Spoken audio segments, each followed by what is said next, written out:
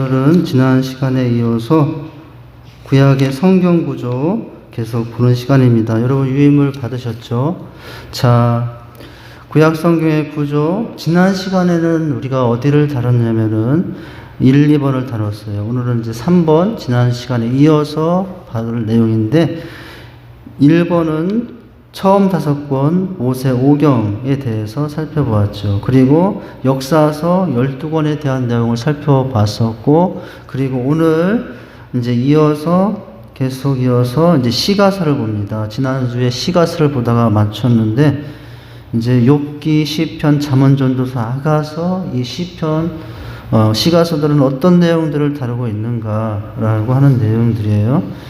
그리고 이제 예언서를 오늘 보게 되고, 자, 이제 시가서는 중간에 5권인데 뭡니까? 욥기, 시편, 잠언, 전도서, 아가서예요. 자, 첫 문장부터 살펴보도록 합니다. 좀 더운가요? 저걸 좀 꺼도 되겠어요? 추우면 말씀해 주세요. 자, 이처럼 시편은 서로 다른 양식 속에 독립적으로 기록되었으나 각 시인은 공통적으로 하나님을 지상 모든 나라들의 통치자, 다 내용이 뭐냐면 주된 내용이 뭐냐면 하나님이 통치자입니다 라는 내용이에요. 그러니까 우리가 하나님이 하셨습니다 이런 말로 쉽게 표현하잖아요. 하나님의 통치자됨을 이제 다루고 있고요. 자, 모든 민족의 찬송을 받으실 만한 분으로 기록하고 있어요. 이 시편, 시가서들은. 또한 이 시편은 신약의 성취를 누구의 전형? 메시아의 전형. 메시아는 그리스도잖아요.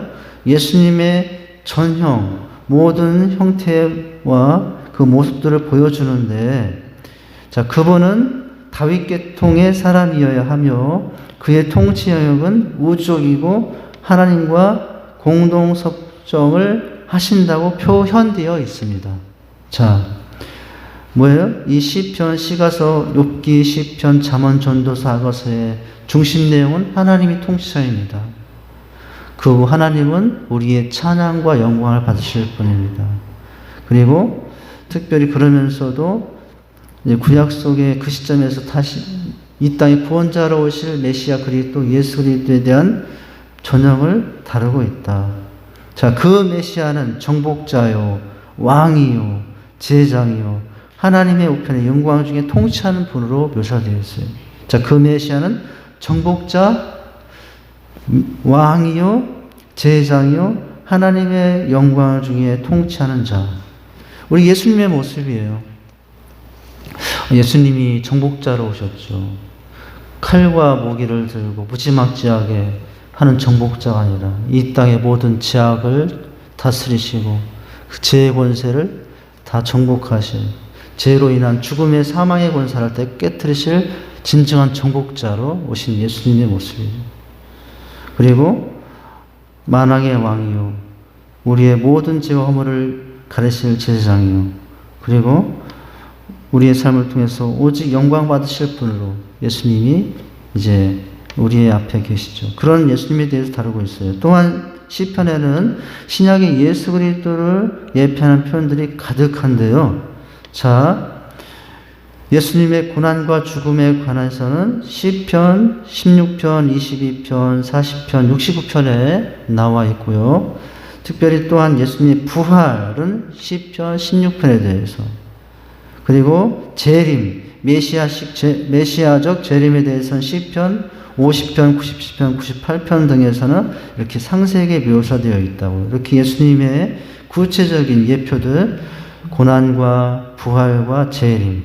자, 그러기에 예수 그리스도 역시 누가복음 24장 44절에 보면 뭐라고 말씀하셨냐면은, 자신을 가리켜서 뭐라고 말씀했냐면 시편의 나를 가리켜 기록된 모든 것이 이루어져야 하리라 라고 하셨죠. 시편에 나를 가리켜 기록된 모든 것이 이루어져야 하리라. 시편에 기록된 것들이 뭐였어요? 예수님의 고난, 부활, 재림, 이런 것들. 이미 그 구약 속에, 시편 속에 이런 예수님의 모든 것들이 다루어지고 있다고요. 우리가 흔히 시편을 읽을 때 이 부분들은 많이 주목을 못하죠, 사실은. 그런데 이 시편 속에서도 우리는 얼마든지 예수님을 만날 수 있다고요. 구약 어느 성경 속에서 사실은 예수님을 만날 수 있어요. 거기에 하나님이 이제 신호를 이렇게도 심어 놓으시고 저렇게도 이제 표현되어 와서 우리가 모를 뿐이지, 전체적인 이런 시각을 가지고 보면 어느 성경에서도 어떤 본문에서도 우리는 예수님을 만날 수 있어요. 자, 그렇게 말씀하셨고, 그리고 어떻게 했습니까? 그리고 십자가의 고난이 절정에 달한 순간 시편 20편 뭐라고 그랬어요? 이런 시편 20편에 이런 말씀이 있어요. 여러분 많이 들어본 말씀일 거야. 내 하나님이여, 내 하나님이여, 어찌하여 나를 버리셨나이까. 여러분, 이것은 우리가 시편 22편에 있다고 알기보다도 나의 하나님, 나의 하나님, 어찌하여 나를 버리셨나이까. 여러분, 어디서 누가 하셨던 말씀이죠? 십자가 위에서 예수님이 마지막 순간에 외치셨던 말씀이잖아요.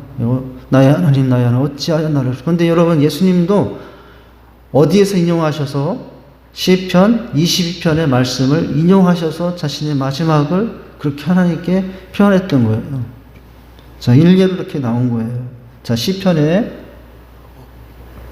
이렇게 예수님의 고난과 부활, 또 재림에 관한 내용들이 묘사되어 있다고 하는 것. 그 다음에 이제 욥기를 봅니다. 그 다음 문장 보면은 욥기에 나온 내용인데, 여러분, 욥기가 시편, 시냐? 욥기는 꼭 시처럼은 안 보여요. 어떻게 보면 그냥 이야기 같아요.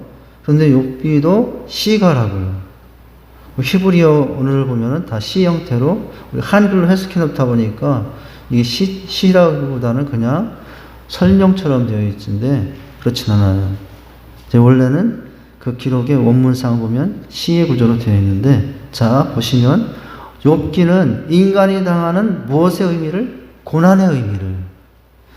여러분, 인생은 고난이잖아요. 근데 욥기를 보면 그 고난의 의미를 알 수 있어요.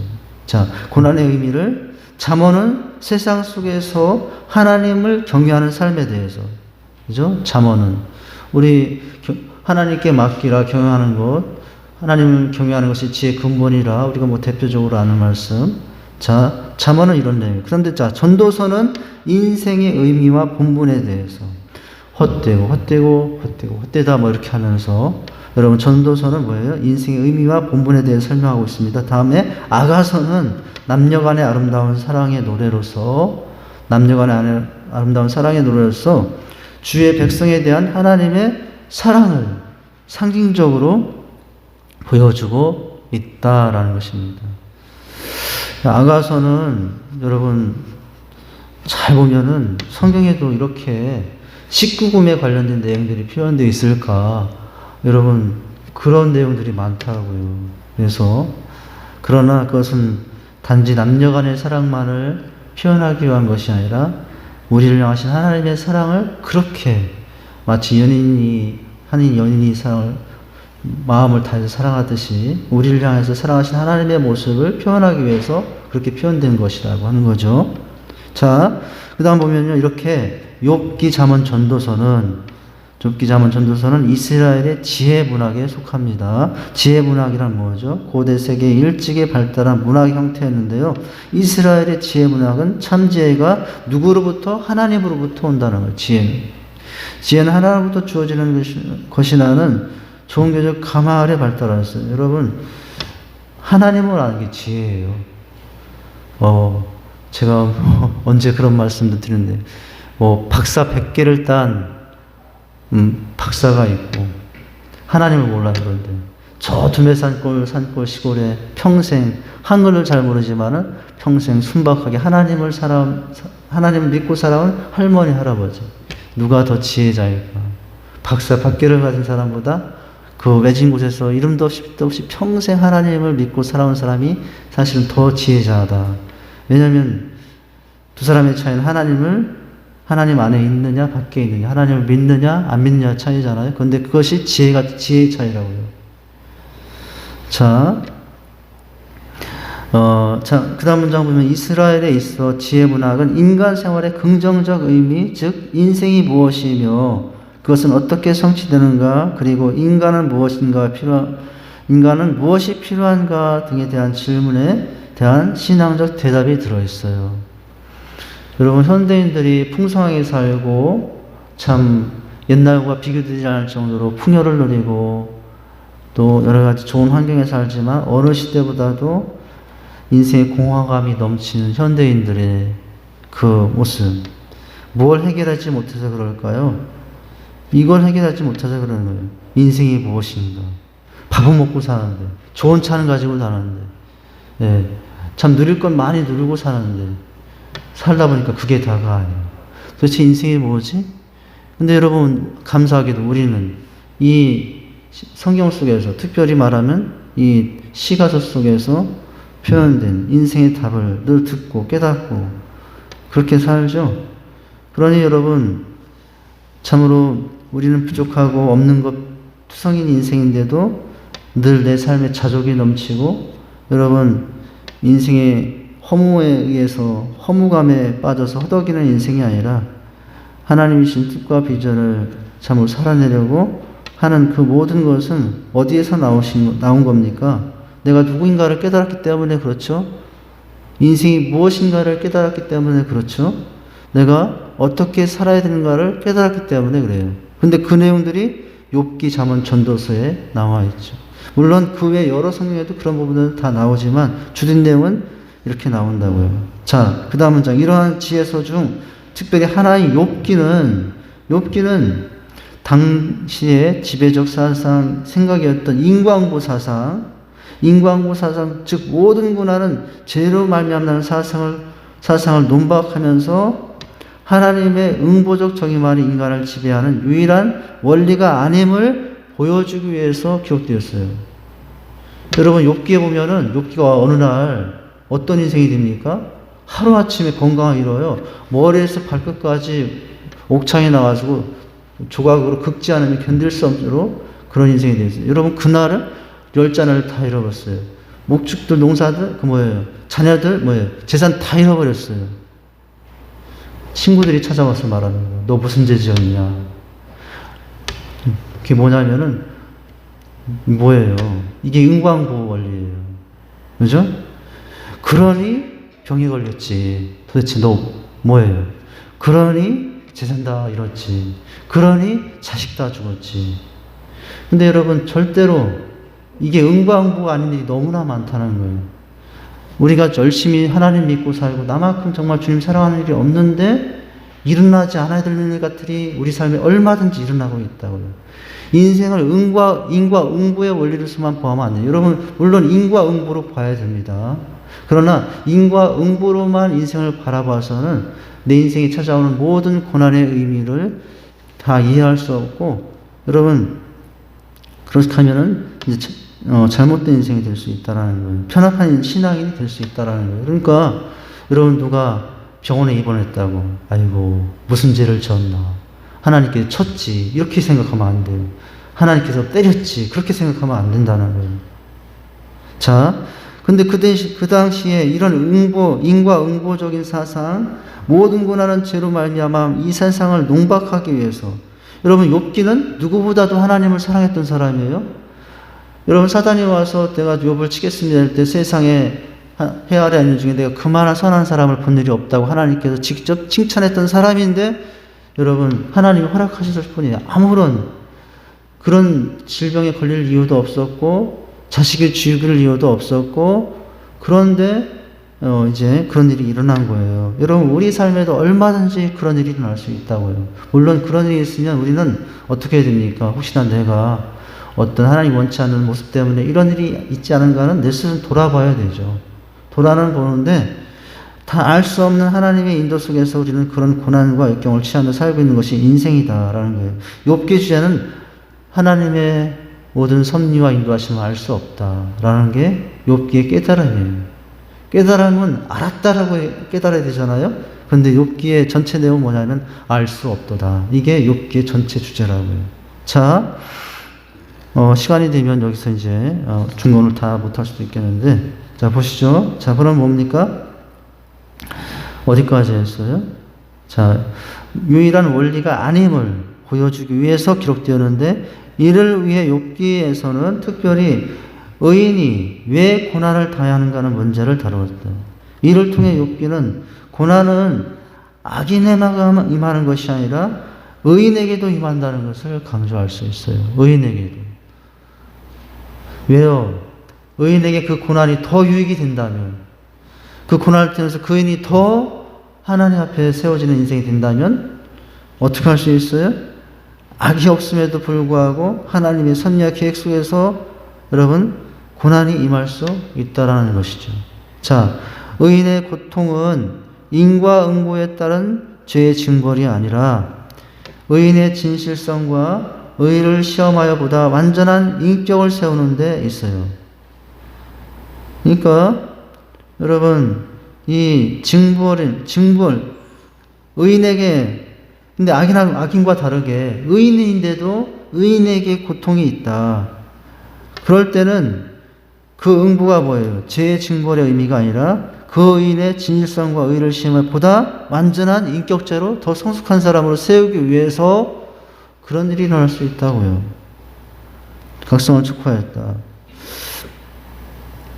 요즘 그 뉴스에 보니까 이혜령 박사님 별세했다고 이렇게 자문으로 뜨더라고요. 제가 오늘 시간이 없어서 이혜령 박사님 별세했다는 얘기, 뉴스가 뜨더라고요.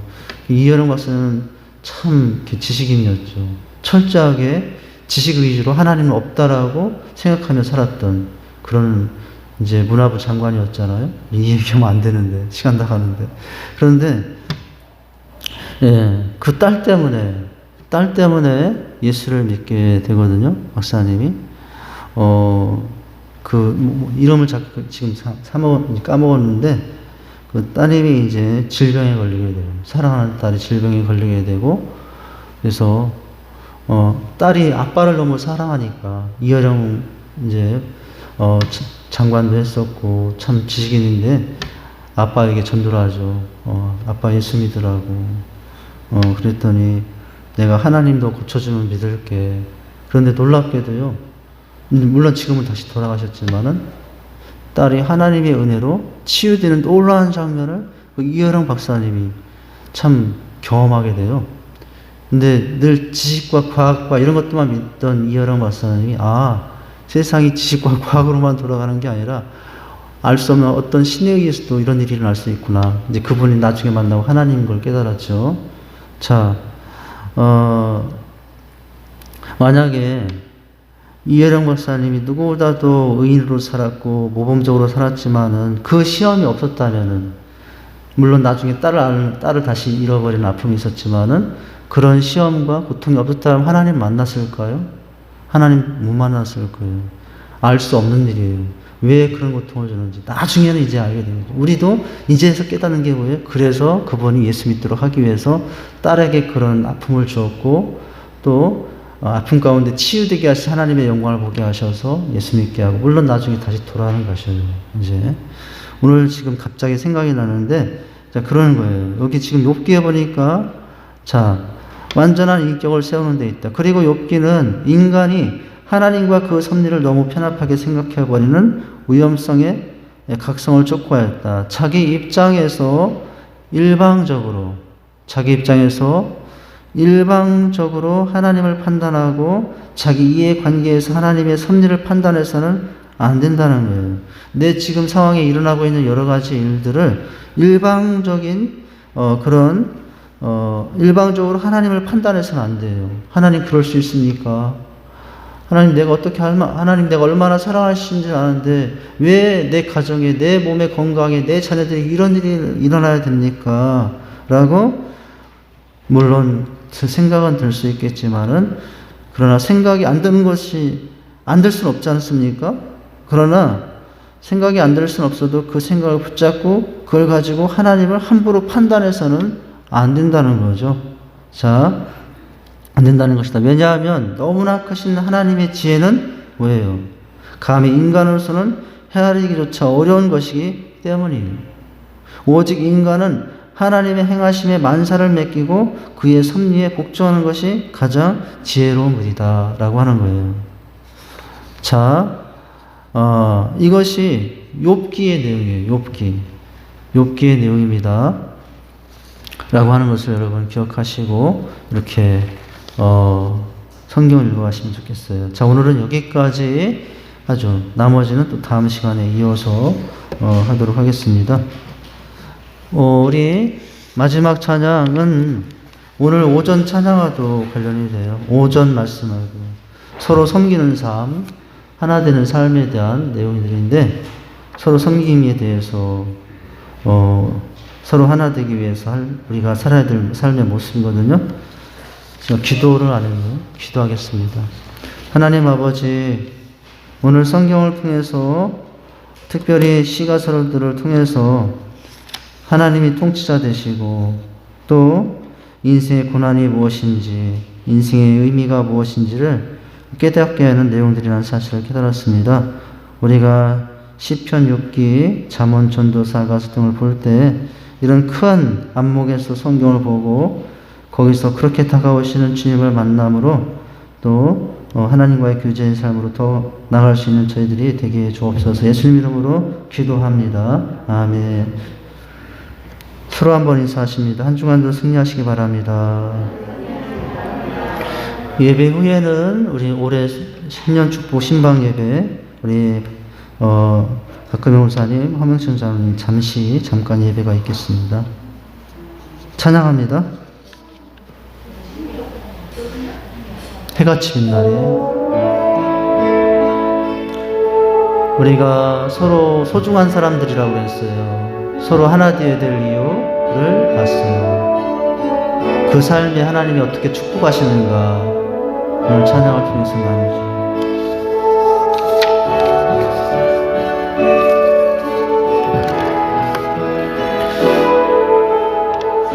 당신의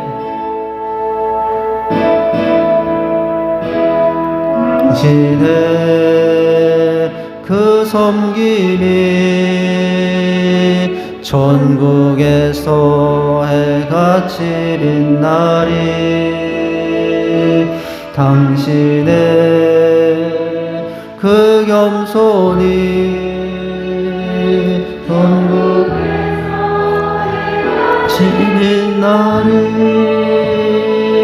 당신의 그 믿음이 전국에서 해같이 빛나리. 당신의 그 충성이 전국에서 해같이 빛나리.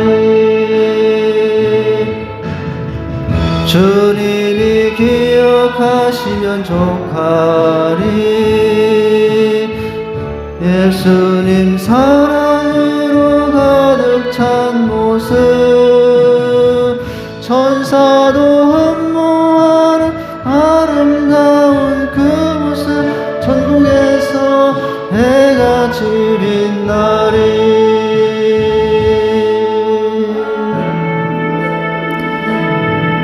진의 그 순종이 전국에서 해같이 빛나리. 당신의 그 사랑이 전국에서 해같이 빛나리. 당신의 두 손 들고 찬양합니다. 그 편속이 전국에서 해같이 빛나리. 당신의 그 헌신이 전국에서 해같이 빛나리. 주님이 기억하시면 족하리. 불타는 사랑으로 가득 찬 모습 천사도 흠모하는